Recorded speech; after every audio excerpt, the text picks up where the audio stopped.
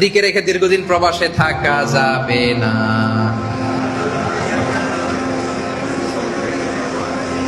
যাবে?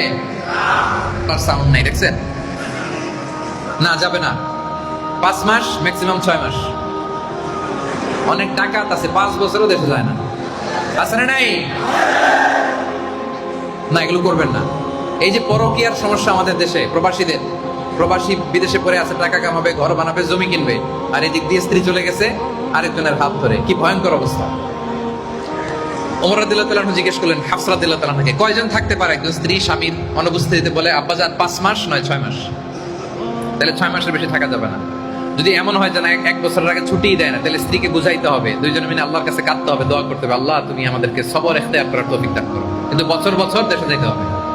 3 বছর, 4 বছর, 5 বছর যে আপনি বিদেশ করেন আর আপনার স্ত্রী পড়ে আছে দেশে, এটা করা যাবে? তো বুঝে